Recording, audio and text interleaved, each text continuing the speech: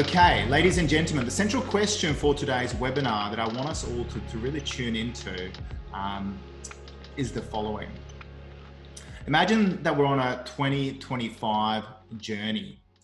And on that journey, the central scenario planning question I really want us to focus in on, there's going to be a tactical question, but this is the big strategic one, is what are the future dynamics of the economic recovery journey in the next 5 years. Now, you might have a view that this will only last 3 months.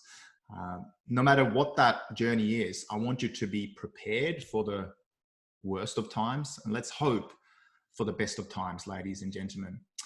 The tactical question that I want to really zoom in on today, no pun intended, is how do you build sustainable brands or even human trust, that old analog sense of trust that we used to be able to build via an analog sales meeting, for example, in a world where business and consumer confidence is shattered, because certainly this is what we're seeing in the markets around the world today, and potentially also a world where, if there is such a thing as a post-COVID world, where values and behaviors have shifted. These are the central questions I want us to tune into. For those of you who love slides, of course, you can just follow along here on the screen in front of you. But of course, you'll also be able to download the slides. There is an extended slide deck beyond what we'll be covering today. As I say all of those things, I should also say that if you do have questions, answers, if you want to direct a question or a reflection or a statement through to me, please make sure that in the Q&A or in the chat that you send some questions through to me and my colleague, Jenny Solheim Olsen, Norwegian in residence, who will make sure that I get those questions. There will also be space for Q&A towards the end of this webinar for about 10 minutes. So you will have a chance to interact with me at that stage as well.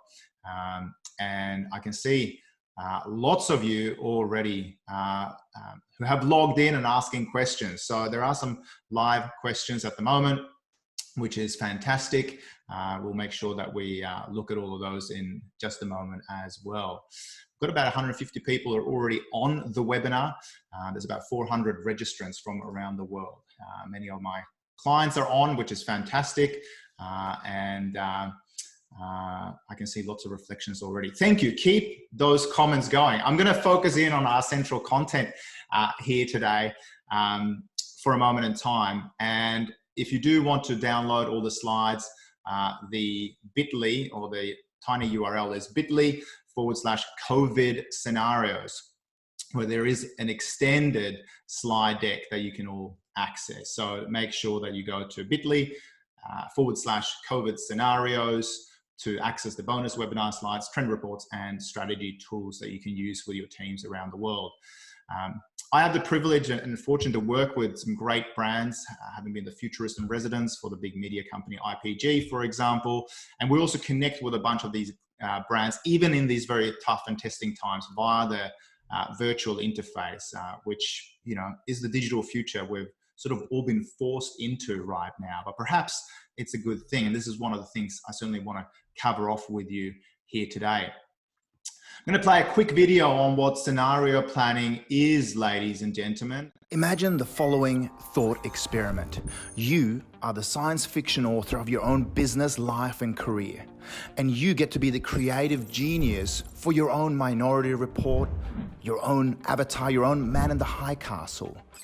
To do a pre-mortem as opposed to a post-mortem on your life's most important projects. You hold the embryo of your own future, no matter whether it's a dystopia or a utopia. You get to engage in a thought experiment that is scenario planning. The outcomes of scenario planning are to create 4 different alternative future worlds so that you can withstand future shock, no matter whether dystopia or utopia unfolds. In an exponential world of change, where change has never been this fast and will never be this slow again, steep factors, sociocultural, technological, economic, environmental, and political factors are drivers of change you need to identify. You then need to select and decode the top 2, which can be visualized on a dimension, on an X and Y axis, and which are the most disruptive and impactful for your future.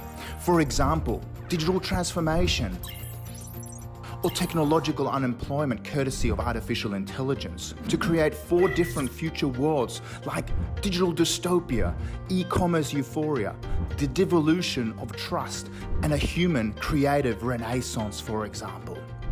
In this thought experiment that is scenario planning, you get to be the creative genius that designs a better tomorrow. See you in the future.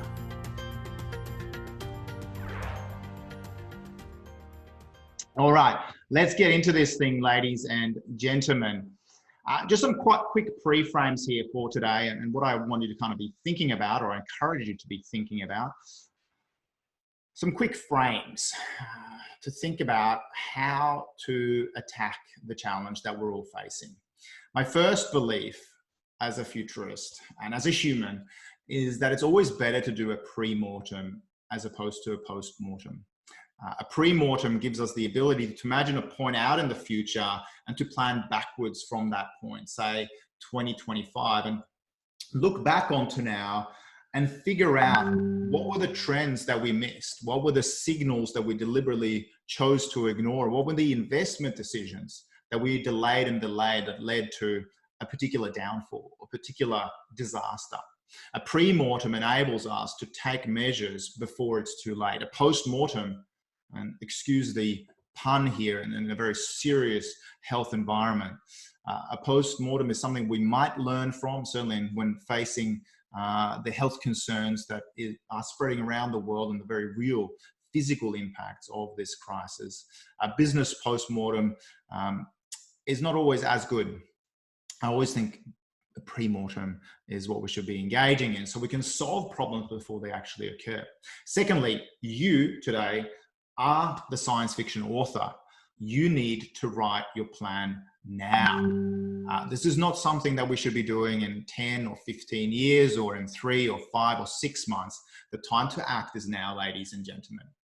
Scenario planning is a type of thought experiment. Think of it as a digital twin, in a sense, to the science experiment, the physical science experiment that we're all a part of right in this very moment in history. I read a great quote on Instagram the other day saying that today, what we are seeing is a future history lesson. In other words, what we're experiencing and going through as human beings now will be remembered for generations. The lessons, the innovations, the data-driven optimism, the very tragic loss of lives and the impacts on society and our norms is going to be critical moving forward. The fourth aspect is that we don't do scenario planning to predict the future, but as scenario planners, as future thinkers, we can prepare for that future. Peter Drucker once said that the best way to predict the future is to prepare for it or even to create it. And I think that's what we're spending our time doing here today as we're broadcasting around the world. And certainly you'll have a chance to engage with all of us and ask some pertinent questions towards the end of this webinar. Please do send through your questions in the meantime. And fifthly, we are all forced to slow down right now. Slowing down enables deep thinking. There is creativity within the quarantine constraints that many of us are experiencing right now. And I think it's a time, a forced sabbatical for many of us. My fingers crossed for your and your family's health and well-being. It is also a time to take stock, to spend time with family, to slow down. My fiance and I have set up a at-home Montessori for our son Lucian, who's no longer at childcare, for example. These are moments to spend time with family. And I know straight after this webinar, I'm going to go out and spend some time on the Australian beach with Lucian. These are times to reconnect with family and to sort of get back to our purpose as well. Having said all of that, let's think about what the future has in store for us, ladies and gentlemen.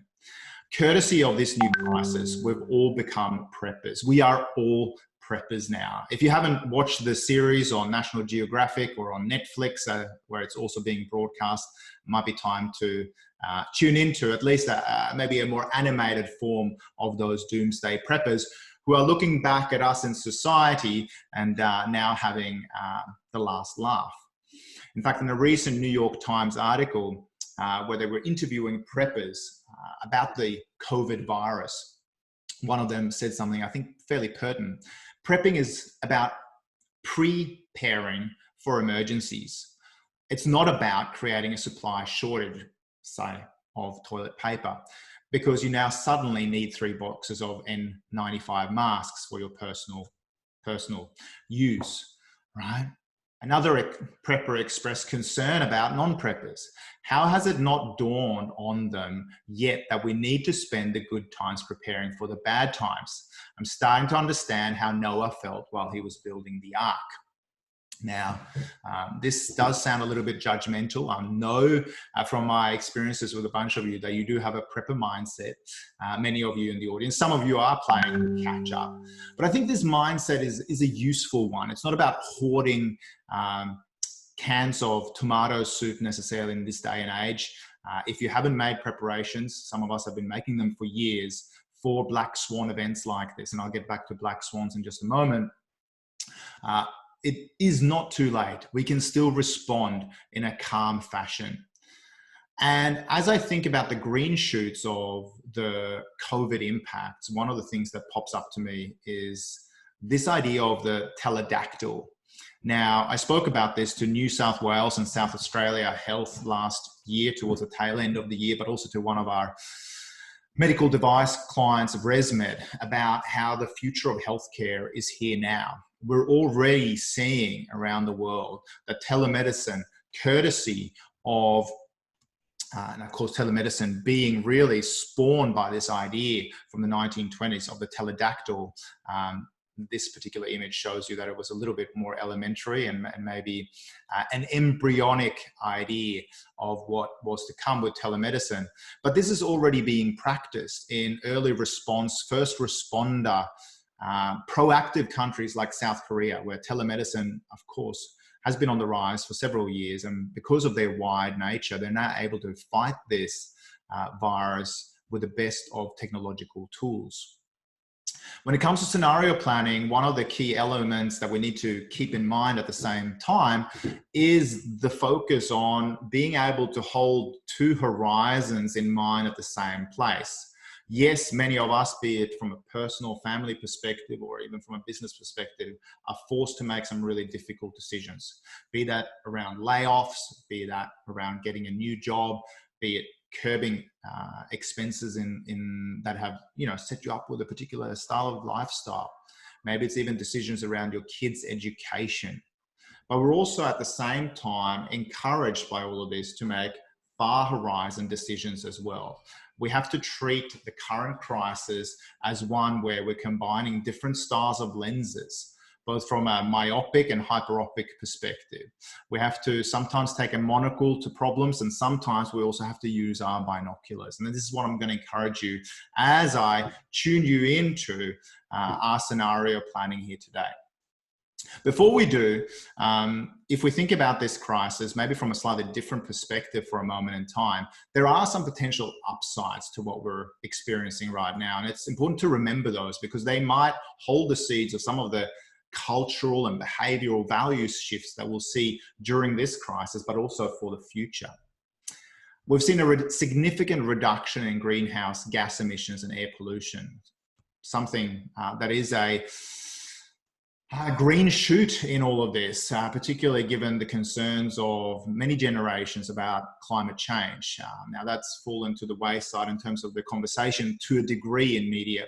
However, there are many who are saying that because of climate change, we might actually see more of these styles of crisis as global ice caps melt and old school bacteria and superbugs are set free by the melting of the ice caps. Go and Google that. This could well be a dress rehearsal for worse things to come, ladies and gentlemen. That doesn't sound very inspirational, but we have all been contributing to that reduction in greenhouse gases. Some people might say, well, we all move home and use the internet at home and Netflix at home, etc., cook more from home. It might actually put a different load on our energy system. That's a different conversation. We're seeing fewer international conferences and more teleconferencing like this. I think even though I'm impacted by that on a personal and business level, I actually think that that's not a day too late, right? There are opportunities to connect via teleconferencing and do things that are more efficient from the comfort of your home. Certainly reduces my travel days away from my family. So these things could actually be some positives, right? Yes, I still would love to come to your conferences in the future. And also, we have to ask ourselves whether the digital technology might also play a really important augmenting role in that conversation moving forward. This has been dealing a potentially lethal blow to illicit wildlife trade, given what potentially happened in a Wuhan wet market. There's a curbing of over-tourism and related environmental destruction as we stop traveling. This can save natural habitats, for example. And of course, there's a rise of a new generation of corporate stars like Zoom and Slack. These technologies, of course, are on the rise as we increasingly work remotely. And I should just also say that I am an investor in Zoom, so please talk to your financial advisor. I do love the technology, but I don't want to spout or pitch them too much here in this current environment. Definitely technologies that are in the tele space and enabling digital conversations could be potential new corporate stars. The current crisis is also a result of the unmasking, or it was also a case of unmasking inadequate public health systems and indecisive governments around the world. And certainly there's going to be a lot of politicians who don't survive this moment in time because they acted too late. And the biggest risk with this spread, both in business and health, has been not acting quick enough, which is, again, we need to all take measures, ladies and gentlemen, right now, right here. As I said before, this could be a grim rehearsal for worse things to come. And finally, we're also seeing some green shoots of a better, more mindful, more slower world. Let's not just focus on exhaustive and ever pursuance of growth at any expense. And some pundits, including great thinkers like Bill Gates, are saying that maybe this is the moment where Mother Earth said no and is leading not to a depression, but to a great correction. Worthwhile checking his 20 points around what he thinks about the COVID situation in the world today. So some potential upsides to what's going on here in the world. Yes, ladies and gentlemen, this is a black swan event, and I am saying that from the comforts of my home in Australia, which of course played a really important part in Nicholas Taleb's book, The Black Swan. What is a black swan? Well, up until the discovery of Australia, the idea of the metaphoric idea of a black swan was that all swans in the olden world were white. And so the idea of a black swan was something that was considered impossible. People walked around saying, no, that's a black swan, meaning that that's an impossible event. All swans are white. That metaphor has been used in finance and strategy and scenario planning since then. And it is a metaphor that describes an event in history that comes along as a surprise, has a major effect, just like the COVID virus. And after the fact, that somewhat normalized after it has happened. And as I said, I gave you a little bit of context there. And of course, wars, recessions, and disasters are examples of black swan events. And the question is, what do we do about these? How do we build up and move from fragility to anti-fragility? The good news is that there are countries that are taking measures today against COVID. They're acting decisively, swiftly, with social distancing and the best of technology to fight this virus, but also retain a sense of economic positivity and optimism. One of those is South Korea, that compared to, say, Italy or the United States, is taking measures like GPS tracking, apps that tell you if there are people with COVID or the coronavirus, if there are people infected that are even nearing you geospatially, so that you know to avoid particular areas. They are using drive-through testing and they're certainly taken a very active stance on tracing. Now they have used the hammer to contain the virus, and they're now engaging in the next phase, which is the dancing phase, as it's known, to fight the virus. This is what can happen. We can all learn from the likes of South Korea, Singapore, and Hong Kong to take hard and decisive action now before it's too late, before we have to bet the farm later on. And this is my hashtag flatten the curve advice to all of you, is to take strong measures quickly before it's too late. Only exponential thinking can solve this exponential crisis, ladies and gentlemen. Now, when it comes to scenario planning, it's important to hold two ideas in mind at the same time, and perhaps not so much in the sense of George Orwell, who said that the acceptance of, or the mental capacity to accept contrary opinions or beliefs at the same time, especially as a result of political indoctrination, a simultaneous belief in two contradictory ideas. Well, that's the definition of doublethink, ladies and gentlemen, from 1984, okay?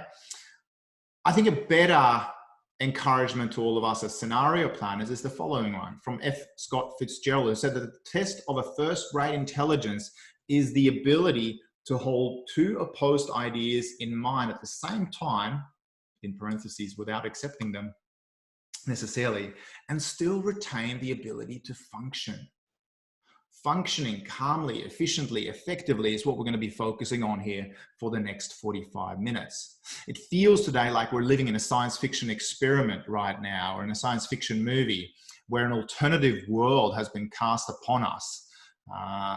Some of you might be fans of The Man in the High Castle, where, of course, travel between two worlds is possible. One where the Nazis won the war, one where the Allies won the war.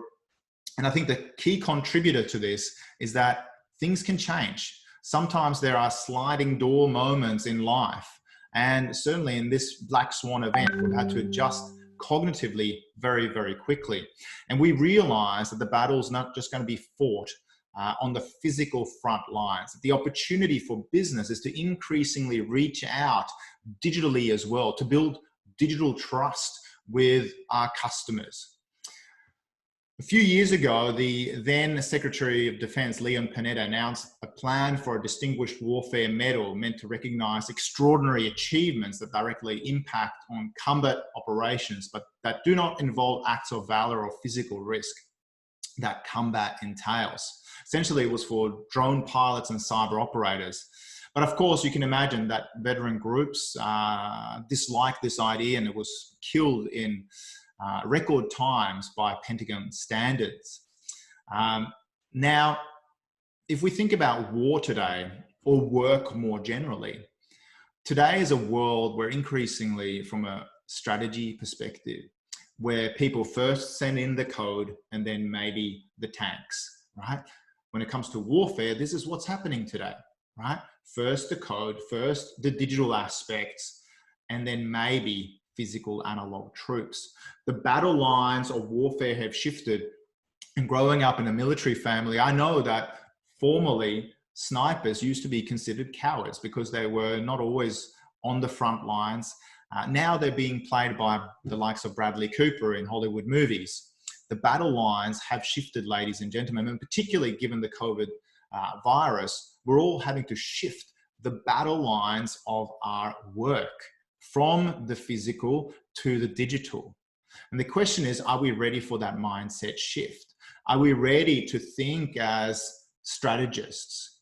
Are we prepared to be a little bit optimistically paranoid? Like one of our clients at Rugby New Zealand, for example. Now, they represent and govern the most successful sporting team in the world, the All Blacks. Yet they're always optimistically paranoid. And I say that with deep respect and love for our clients. They're always thinking, how do we ensure that we are continuously successful in the future while keeping the code of rugby still interesting, right? This is an important aspect. And of course, we all have to embrace that sort of sense of being just a little bit scared and realistic while retaining our optimism, ladies and gentlemen. And many of our clients, and I think these could just give you some ideas of how you can reach out into the digital ether. Many of our clients around the world, be that Visa or Zurich, Microsoft, Facebook, for example, are using this digitization of communications to their benefit and their advantage. They're perfectly prepared, in a sense, for this storm because they've been digitizing their content. They are creating thought leadership and content marketing, producing white papers, doing video, webinars, and connecting and building digital trust in a moment where that is so important. And I think this should serve as a reminder to all of us that if you haven't digitized yet, now is the time to digitize. We have the burning platform here, ladies and gentlemen. So let me tune you back into the central question today. What are the future dynamics of the economic recovery journey in the next 5 years? And how do you build sustainable brands and trust in a future where business and consumer confidence is shattered and values and behaviors have shifted? When we do scenario planning, we need to define a question. And if you do scenario planning with your own teams, and certainly all the slides will empower you to do this in your own right with your leadership teams or your entrepreneurial colleagues, or even from a family perspective, we need to set out with a central question. And these are the two strategic and tactical questions we're going to be focusing on to see if we can create some green shoots. Now, scenario planning is like any good process, a 12-step process. I'm going to take you through 12 steps here in the next 25 to 30 minutes, specifically focused on the COVID crisis. This is what the scenario planning map looks like. You can all download copies of this in the slide deck and use in your own leadership meetings, as I said. The first thing we're going to do is to ask ourselves, what are the certainties and uncertainties for the future? What's your level of confidence? So certainties would be things like digital acceleration and aging demographic, which, by the way, might now be a bit of an uncertainty given this virus particularly preys and is a form of senicide or preys on the elderly. What are other things? Roboticization, for example. These could be certainties. What are the uncertainties? Could they be around parenting values, the rate of climate change, our disposable income, or even the center of economic power? How confident are you? And we'll see how this plays out in a scenario planning context with COVID in just a bit. Then it's the central question, which I've already pre-prepared like any good TV chef for you here today. What's the outlook, landscape, dynamic strength of a particular industry or environment? We've picked economic recovery journey in the next XYZ years. I picked 5 years for this particular instance. What are the biggest sociocultural, technological, environmental, economic, or political trends or steep factors, which are the biggest drivers of change? We're going to certainly write some of those down here today, ladies and gentlemen, and then look at how we feed them into a prioritization process. We're eventually going to pick the top 2 of those steep drivers of change and figure out how they might build an X and Y axis, as you saw in the movie at the beginning of this webinar, and ask ourselves, how probable are these 2 drivers to shape your future? And what is the size of their impact? Based upon those, we're going to build a scenario grid with 4 different worlds, scenarios 1, 2, 3, and 4, and ask ourselves, are these changes or are these uncertainties going to play out in a way that's either fast or slow? Is it going to be high or wide? Is it going to be a status quo or is it going to be dynamic? Is it going to be top down or bottom up? And is it going to be few or many? These are the central questions when we build the scenario planning map that you can use in your own organizations moving forward. Then we're going to create 4 different names for these worlds, for the world of 2025, and see what the dynamics of those worlds are. We're going to create imaginary but believable news stories from those worlds. By the way, this is your homework. There's going to be a news flash with a title for that world from 2025. And I want you to really start thinking about what are the dynamics of these 4 different future worlds so that you can make sure your strategy is agile and also create some signal in the noise. to see what the themes of those future worlds are and what the recommendations might be internally in terms of how you, your family, and your business act. You might ask yourself questions like, what events led to this scenario? Looking back from the future, how did this scenario come to be? Are your stories relevant, surprising, divergent, yet plausible? And what could happen over the next 3 to 8 years? We then need to brainstorm some implications and actions, and I'll give you some of those towards the end of this webinar. What are the business implications, themes, actions that emerge, and how can you make strategy future-proof and agile enough to cope in either of these 4 alternative scenarios? And then, of course, we need to keep our finger on the pulse moving forward. So that's the 12 steps very, very briefly. Let's see how those 12 steps actually play out in the COVID scenario that we're all here to discuss today. Firstly, what are the certainties for the future? Well, the certainties are around this thing is exponential. Yes, the certainty is it's been attacking particularly the elderly and the vulnerable as a form of almost genocide in society. We're going to be knowing about social distancing and practicing it for the foreseeable future. Our freedom of movement has been restricted and constrained, and trade is being halted. So what are the uncertainties? These are the things that actually build the scenario plan. Well, the duration of the freeze is uncertain. The scope of job losses, again, we don't know how big this is going to be. How many people are being laid off around the world over the next few weeks and months? What's the global versus national response? Already there's news stories of countries in Europe blocking the shipment of medical supplies to countries that are worse affected. This, of course, creates friction and potential even for global conflict. Tech acceleration. Is this going to halt tech acceleration, or is it going to drive it to become even faster? What's the climate change impact, short-term and long-term? And what's the future importance of things like bricks and mortar as we think about this moving forward? So the question that we're focusing in on, again, what is the future dynamics, or what is the future dynamics of the economic recovery journey in the next 5 years? See, with scenario planning, you just fill in the blanks, ladies and gentlemen, the way that we have designed it for you so you can use this yourselves. What are some of the socio-cultural, technological, environmental, economic, and environmental drivers of change? These could be like socializing new norms, climate change, consumerism, global conflict. And here's a map of some of the ones we've designed that we've thought about when it comes to the COVID crisis, right? There's going to be changing cultural norms, no handshakes, an increased health consciousness, and of course, corona-induced demographic shifts. Technological, when it comes to supply chains and what we eat, we might want verifiable and traceable story of provenance food. There might be an increasing rise of alternative standards, including cryptocurrencies, and maybe increasingly we'll be digitizing our sense of community. Economic, is there going to be an increasing sense of urbanization? Are people going to opt to live in the countryside to hide from this thing? There's definitely going to be a corona freeze in the short term, at least, on the economy around the world. And the other aspect to all of this is, of course, social credit scores and privacy that we're already been seeing in China, and of course, incursions into our privacy courtesy of this pandemic.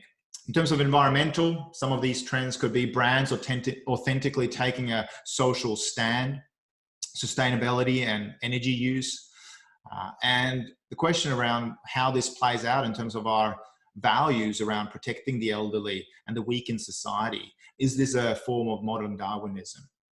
Political, are we living in a post-truth world? Potentially. How is that driving the social and political agenda, and what messages we accept? What about populism and divisive impacts regarding brand building? Are brands going to continue like Nike did when it came to taking a knee, for example? Are they going to take a stand? And what kind of stand? And is that going to be equally divisive? Or is the world coming together to be a more global community moving forward? So these are all some drivers of change we should be thinking about. And as we, in step 4, think about those particular drivers of change, the main thing we need to do is to start thinking about prioritizing them. you'll see that the duration of the freeze, I think, is one of the key uncertainties right now, which is why we have placed it on the x-axis. And on the y-axis, you'll see in a moment, trust and confidence rebuild with your customers, with your staff, with your loved ones, with your partners is going to be incredibly important. Based upon those uncertainties, we then make the scenario grid. I'll show you that in just a moment. And the names we've given to those 4 future worlds based upon the X and Y axis are, firstly, a virtual winter. Secondly, the long cyber night. Yes, I am a fan of Game of Thrones. Thirdly, hibernation. And fourthly, business as unusual. So let me take you through to those 4 future worlds, ladies and gentlemen. It is your homework and your mission, should you choose to accept it, to go and actually build out those worlds.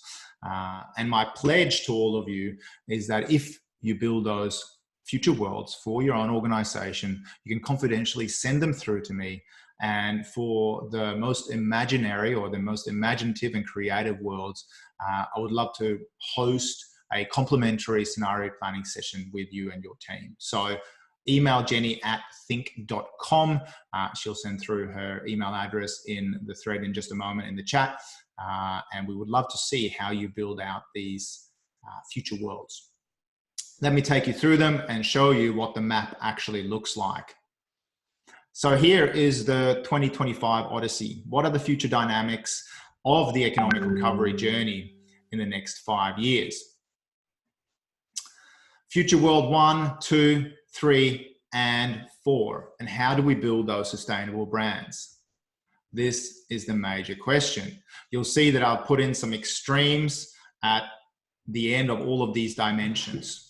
In terms of the from freeze to thaw, x-axis duration of the economic recovery, I've either started with the idea that, hey, maybe this could be a short economic recovery, or it happens in the short term, right? Maybe less than 6 months. Some of you might say, hey, you're being very hopeful there. I'm not taking a stand with all of this, right? But as F. Scott Fitzgerald said, we have to have the ability to hold 2 opposing ideas in mind at the same time and still retain the ability to function. I'm going to ask you to have 4 ideas in mind at the same time and still retain the ability to function, because on the y-axis, what we have is the way, the uncertainty around whether we'll be allowed to and what we prefer as humans to have our trust and business and consumer and family confidence be rebuilt either via digital means of communications or more analog means of communications. Of course, those are being constrained right this moment. So we see in the top left-hand corner, a virtual winter, world number 1. This is a world where recovery takes a shorter time. And it's a virtual winter because we're all focused on rebuilding things via the digital interface, say via Zoom, GoTo, WebEx, whatever it happens to be for your organization. Scenario or future world number 2 is one where the thaw takes a little bit longer, maybe 6 months to 3 years. It's the long cyber night where, again, we will be constricted and maybe even quarantined in the long term. Now, this world is going to have very, very different dynamics as well. And again, your role is to really build out those dynamics based on the questions that are in the slides. What are the themes? What's a news flash or a newspaper article from 2025 that describes this world? And how could you ensure that you're prepared no matter whether scenario 1 or number 2 actually unfold? Scenario number 3 or future world number 3, I call hibernation.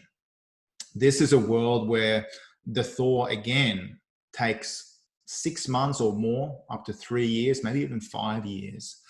And we are forced to build and rebuild trust in the analog world because of maybe a major digital shock to the economy. In that world where we're still socially distancing, how would you ensure that you can be successful, sustainably so? And finally, world number 4, business as unusual, which means, again, that the time to recovery to Thor just takes less than 6 months.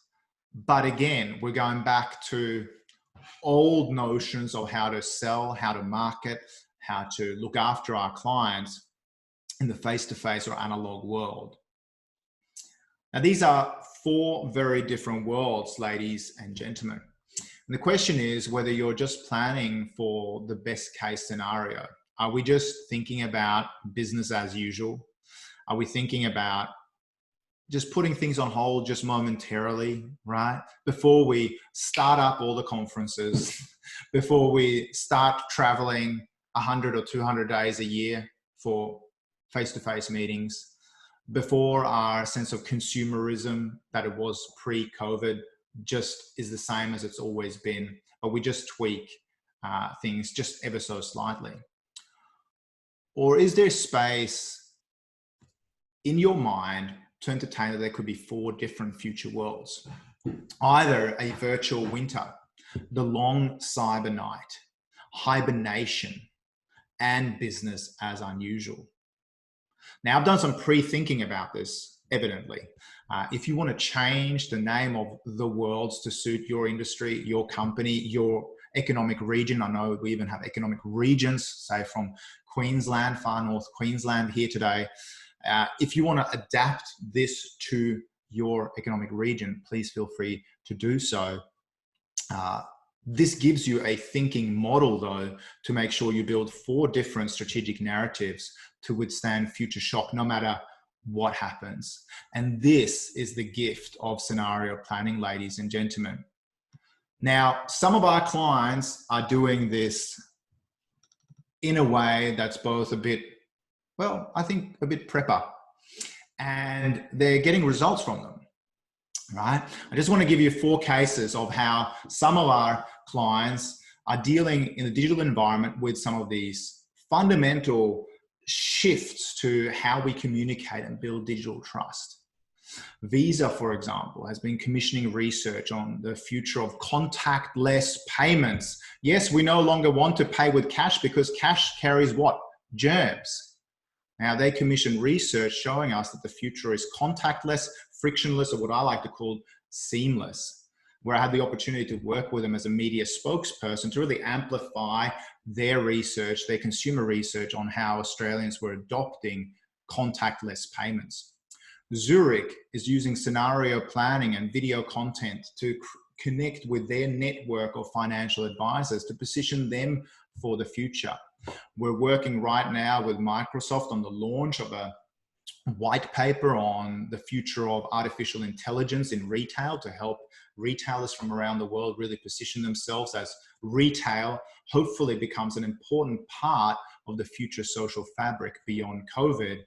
And finally, Facebook has been connecting with their customers and business customers using video content, using Facebook Live, the Facebook Studio, to have me as a futurist in residence to interview founders, such as Melanie Perkins from Canva, for example, CMOs, CFOs, and CEOs on how they're using things like Facebook Workplace to work in an increasingly digitized environment. These might just be some ideas of things you might be able to do in the future as well. Facebook, for example, has thought very, very deeply about our analog needs in a digital world. They've identified that when it comes to, say, the automotive customer journey, that there's a lot of friction. And in their zero friction future project, they are positively obsessing about how to remove friction from the customer journey. Now, you might be a little while away from your next Tesla or your e-vehicle purchase, no matter what it happens to be, right? But if you think about that journey, it contains several different phases. For example, we might go through a discovery phase, a purchase phase, and even an ownership stage of that vehicle. And those are across both the analog and digital touch points. We're increasingly doing our digital due diligence or our due diligence digitally. And of course, we have to think about, in a COVID world and a post-COVID world, what customer frustrations exist. Ask yourselves, either knowingly or unknowingly, both pre and post COVID, what are going to be your customer frustrations that you need to fix for them? Because friction kills commerce, ladies and gentlemen. And when things start ticking up again, we won't be going back to a pre-COVID world. It will be a paradigmatically different world. Even the automotive purchasing journey will most likely evolve. It might not be that we see an ad, we find a product, we download some information, we might go into a showroom, etc. We might not do test drives or kick the tires in the same way that we did before. This, of course, is all up for grabs in this new world. And you guys need to and get to redefine the customer journey of the future. I want you to just think for a moment in time about how those 4 future worlds, right? The virtual winter, a long cyber night, hibernation, and business as unusual, what some implications might be for your business and your family. What might be some of the underlying themes? Is it about cash protection? Is it about green shoot opportunities to invest in? Is it doing the things you always wanted to do and maybe just scale down your business and your exposure for a bit? Or is it changing your business model to one that's purely digital? What are going to be your scenario actions moving forward? This is when the rubber hits the road, ladies and gentlemen. I want you to all walk away from this webinar, walking away with some actions and things you can do. Now, I've always said that Futurists don't tell you 3 silver bullet points that will solve all your challenges, but rather we ask questions, which hopefully today has done for you, because questions open up our cognition and our creative wheels. They are set into motion by questions. But I'm also going to give you some tips. First tip is from some of my friends, some of my forebears in the Greek antiquities, and maybe a modern form of Stoicism. Now, this mindset of Stoicism, if you're not already a philosopher or a hobby philosopher like myself, set out several parts of our mindset that I think are very, very pertinent when it comes to how we think about and calmly respond to the corona crisis. Some of the characteristics of a Stoic, and I do apologize that this looks like a Hollywood movie with an Australian actor. They are serene and confident. They act reasonably. Stoics focus on what they can control, not on what they can't control. We accept fate graciously. I've just made myself a Stoic, maybe. We're unattached to external things, grateful and calm, kind and generous. Stoics take full responsibility for their lives. They're supremely virtuous, and they live in complete harmony with nature. And I think this is somewhat aspirational as we all think about our business and personal responses to COVID. Some of my strategic hacks that I want to share with you. By the way, I might just run a quick poll if you don't mind. And this is the penultimate poll. I've already shared some of the results with you guys before. And we're going to move to poll number 5. In a spirit of generosity, and please feel free to share your best hacks here. What are your favorite digital analog innovations and hacks to connect with your clients in an era of quarantines? It's going to be several choices in front of you. For the hundreds of people that have now dialed in from around the world into this webinar, the poll should be live in front of you, and we'll see what kind of results we get. Some of you are walking the talk and already saying video, Zoom, webinars, Instagram is your best strategy moving forward, or your strategic hack. No one's saying coffee meetings with 1.5 meters distance yet. Will remain to be seen how we go on that front. But I want to share with you, while those poll results come in, some strategic hacks. And certainly these are ones that I also like to walk the talk on. So the first one is that cash is king and queen. I think this is a moment in time when we need to use it frugally, but also invest it really, really wisely when the time is right. Secondly, invest in loyalty and generosity. Focus on your top 20% of clients that give you 80% of the result, and just be there and matter to them when times are tough, like they are today. Invest, thirdly, in post-COVID-19 business models and value delivery, and diversify your revenue. You know the old chestnut of not keeping all your eggs in one basket, right? Make sure that you don't think that things are going to go back to just normal. It is a new world that we're going to be living in post-COVID, if we ever achieve such a state. Fourthly, optimize grants and government assistance. Whether you're a small business or a big business, work with government. This is a time for them to step up, but also for you to collaborate with them. For example, as an exporter, for example, every year, because I work in 4 continents, or I used to work in 4 continents, I still get to do it virtually in my quarantine in Australia.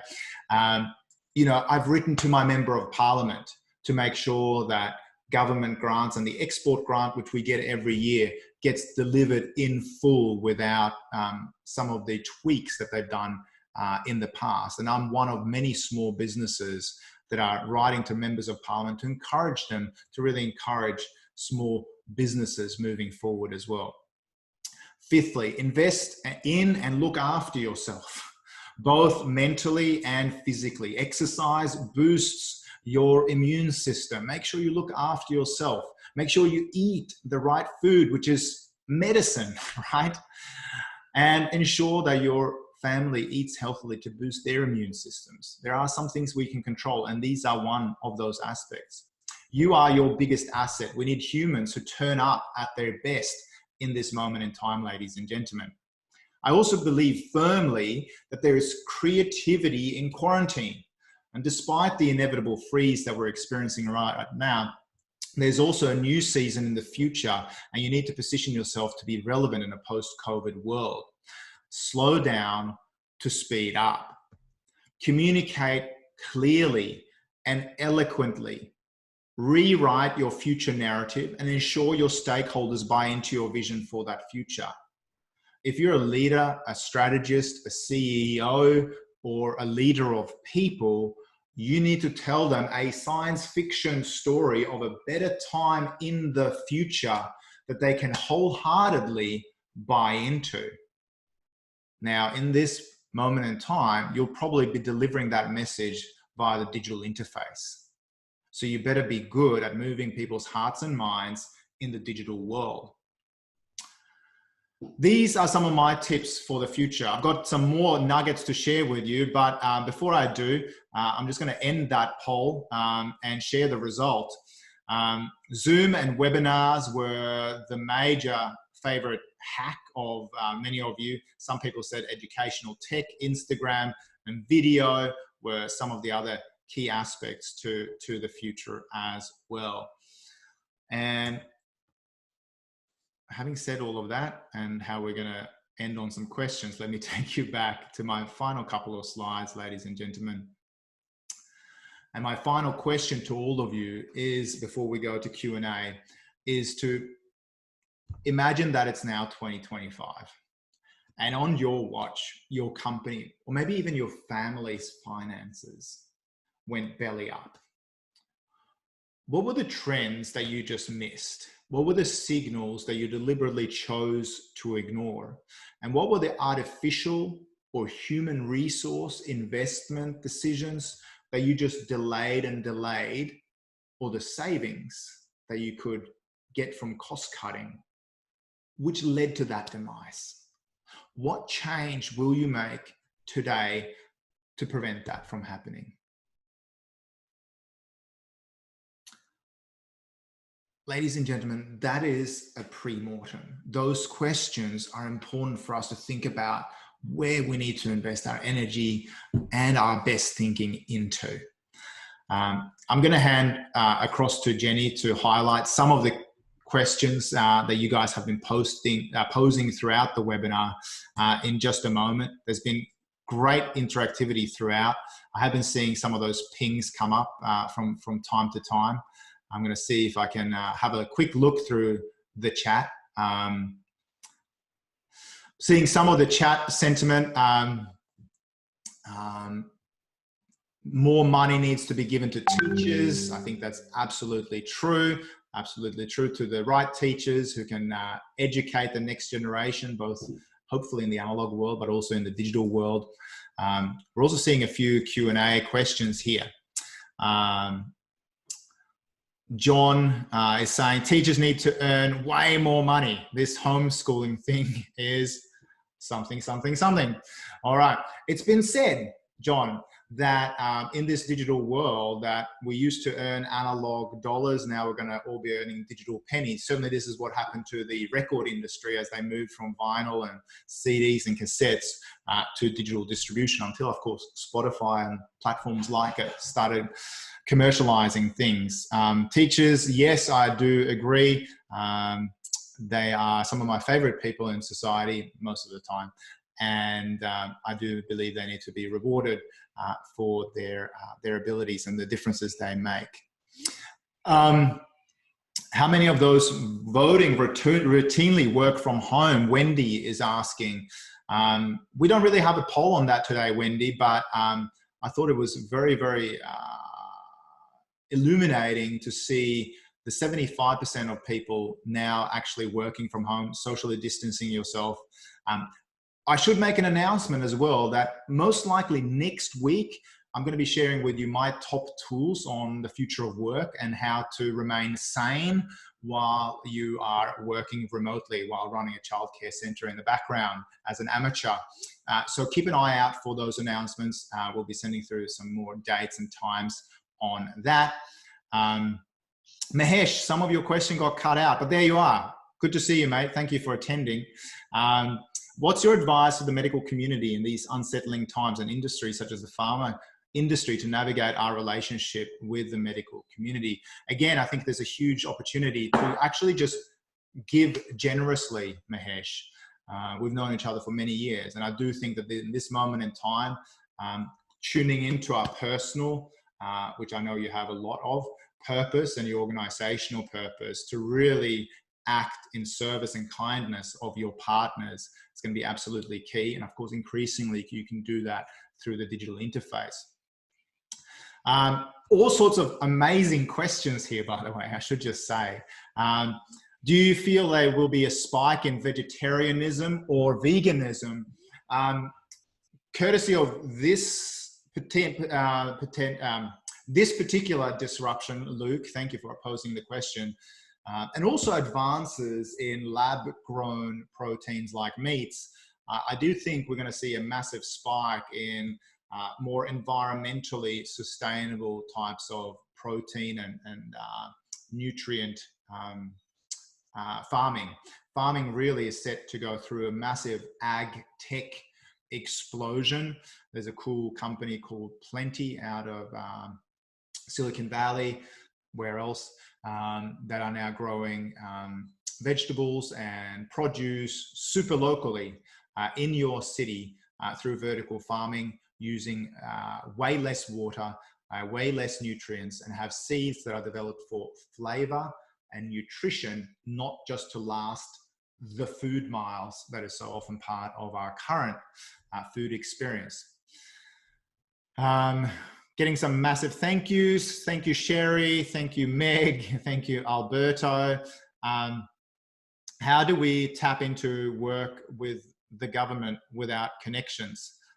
This is a good question. I'm not quite sure of the exact context of that. And John, again, thank you very much for saying thank you. Really appreciate your question. If you have other Q&As or other questions for me at the moment, please send them through to me via the question and answer aspect. I'll check with Jenny whether there's any final messages from us, from your Norwegian in residence, Jenny, who looks after all of you and communicates with all of you. Make sure that you get all the downloads, etc. I should also say that there's going to be a slightly edited version of this webinar, which is on demand, which you can all share with your colleagues as well. There's just a final question here coming through, I believe, or a couple of penultimate questions now from what I guess to be maybe from Hungary or Slovenia. What about the book publishing industry, like Kindle? What's going to happen to the future of communications? Well, again, whether the future is Kindle or books, I actually think that might be a moment of return to physical books. We've just published a new book. It's called Aftershock. Quick plug here because you asked the question. It's a fairly thick piece, and it's built on the 50 foremost futurists from around the world who reflect on Alvin Toffler's original Future Shock book, which came out 50 years ago. So a little bit of an ode to him, where we're all forecasting and thinking about the next 50 years. And I actually think that, you know, reading books like Aftershock or Digilog or Seamless, which I can also give a plug, or the likes of Moonshot, will help us think exponentially in very, very exponential times, ladies and gentlemen. So I think there's going to be almost a retro renaissance now that we actually have time to sit down with a physical book. Yes, there's going to be an explosion, of course, as there has been in digital content. Brad Fox, great to have you with us today, by the way. I look forward to seeing you in the virtual world, maybe for a virtual financial advisory conference in the near future. Brad is saying it will be interesting to see how people return to face-to-face exchanges, especially Gen Z, who are already growing up with social awkwardness when in person as opposed to relating digitally, which should tell you that there's going to be a future need for emotional intelligence training. And you guys know that I'm a big proponent, not just of the benefits that are often touted by government around STEM, or sciences, technology, engineering, and maths. Yes, they're critical, certainly, to fighting this particular crisis, but also the importance of the rise of the right brain, creativity, human interaction, being able to science fiction or lead people on a science fiction story journey into the future to capture people's imaginations and their hearts, for strategic communication, for innovation, for synthesis, for music, for all the things that actually change and shape our hearts. The left brain certainly now will be balanced with the right brain. Akiko Kadota, thank you so much for hanging out with us here today as well. You're grateful for our generosity. Thank you so much. We're trying to help in any way, in a small way we can.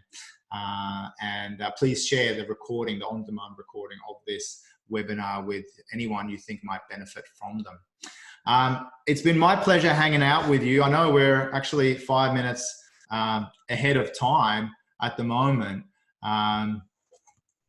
Now I'm seeing another question. I'm happy to hang out here till 11:15, as we said we would. Quick question from Meg Lee. What if we no longer need the right brain because it's become so much of the new norm? I always believe that we need to nurture both parts of our brain, right? It's not one or the other. You know, I think a primary example of this and Linda Garsky from Herman Brain Dominance Instrument, by the way, which we use with all of our clients from a scenario planning and branding perspective. Big shout out to HBDI, or the guys at Herman Brain Dominance Instrument here in Australia and globally. I do think that the two parts of the brain need to balance each other out. And I think a primary example of this is my fiance, Nicole, my life partner, Nicole's business. She's a fashion designer with a very right brain, very aesthetic, but for her business to survive and thrive, I'm also amazed by her mathematical brains, her forecasting, her responses to supply chain disruptions, the way she's still connecting both the right brain and left brain aptitude with her clients, in her branding, in her communications. But the engine behind all of that is also a dedication to numbers, maths, and science. So with that being said, thank you really from the bottom of my heart. I've been super excited about running this webinar, and I know in exponential times we need to maybe move even faster, but it's been fascinating seeing I think nearly now 500 people from around the world registering for this webinar. Many of you turned up in person as well, which is amazing. Really, thank you in these tough times from the bottom of my analog heart. It's been great to connect through our digital minds as well. And do send through those scenario planning worlds as you dig into them a little bit more, and look forward to hearing how you go with your scenario planning. If you need a scenario planner in residence virtually, more than happy to work with your teams as well. So keep that in mind. Look forward to seeing you soon again. Over and out, and see you in the future.